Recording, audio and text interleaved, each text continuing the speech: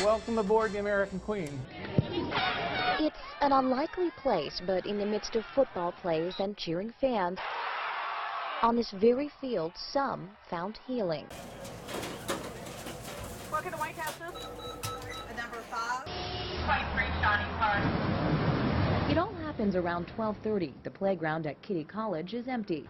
The quiet of nap time shattered by the sound of sirens. It's fortunate that they are somewhere that's easily identified. Go, Vito! That we didn't know if we were ever going to get to play this year at all. Shot fried fish. It's a fantastic festival, and it just has everything you want. This is not the shorter line. The long line that you see around the booth, we started out in the 1960s. We're here for the donuts. Dozen, please. It's something they come back year after year for. Donuts are wonderful, that's why. They have the best donuts in town, and I think they should have 2 booths instead of 1. Right here, we're rolling out the dough and cutting out the donuts, and then we're transferring it from the table to these trays, which are called proof trays. We will move this from here to the proofer, close this door. After a short period of time, it rises up, and then they take it down on the other side to put it in the grease to cook. Then they're moved over into an icing station. Most everybody that comes down here gets a dozen or more donuts. That's what we do, and we enjoy it. We feel like it's an outstanding opportunity to get some good food, as well as to participate in the Harvest Homecoming. As long as it's selling and the product's good, there's no need to change. Look how big that thing is. 1,034 pounds. How is a pumpkin this big? Really? Good God. A big pumpkin. That is a big pumpkin. Wow. 1,034 pounds. That's a big pumpkin. You could make a carriage out of it. That would make the world's largest pumpkin pie. It's the biggest pumpkin ever. I could live in this and not die. That'd be a good pumpkin pie. Yeah. Not a lot of it, but yeah. It's not even broken. After a devastating fire, there's not much that can be saved, but there is this. That's Lynn and me, just the 2 of us. Gary Mizell's and wife Lynn have been married for 30 years. He learns from a coworker Wednesday there's been a fire at the couple's Frankfurt home. I got nauseous. Lynn is partially disabled. He worries she didn't make it out. Turns out she almost didn't. Could you give me a six in about 5 minutes? As long as you're in that police car, you're never done.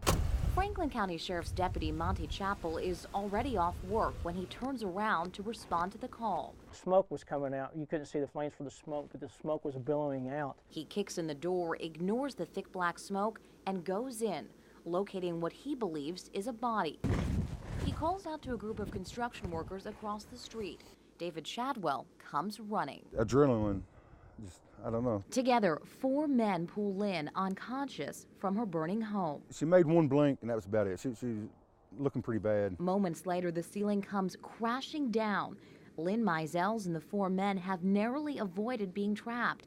But for those men, there's no looking back. No regrets, no regrets. You never regret what you do. And Gary Mizell's is certain what those men did saved his wife's life. There's nothing I can say. I thank all of them from my heart. Stinks on the Creek is known for home cooking. Catfish, coleslaw. In the background, a cable access channel offers around-the-town happenings. And occasionally, these pictures, the community's most wanted, flash across the screen. That channel is on a lot of different TVs around restaurants and bars, so it gets a lot of play, it gets a lot of exposure. And as it happened, the man who sat down in this chair Wednesday night was a fugitive. He'd been on the run 3 months when he ventured out to order a double cheeseburger. Order up! Owner Shelby Keith remembers seeing Michael Giles that night. The door opened or something, or somebody came in, he kept turning around like, I don't know, gun shy or something. He just kept looking over his shoulder. It was back on August 13th when the victim in this case, John Griffin, parked his car in this McDonald's parking lot. He was using the free Wi-Fi when he was attacked by 3 men. Police say Michael Giles was under the impression the victim had stolen his PlayStation 3. Police say that wasn't the case. According to court documents, Mr. Giles was yelling from inside a tan Toyota Camry, "I told you that I would get you." And And now, 3 months later, thanks to an observant customer, police got him. Giles was in the restaurant when his picture flashed across the screen and she called police. The TVs at Stink still show those pictures, but now Giles' picture says captured. And that's something Sheriff Pat Melton is grateful for. This was a win for the good guys.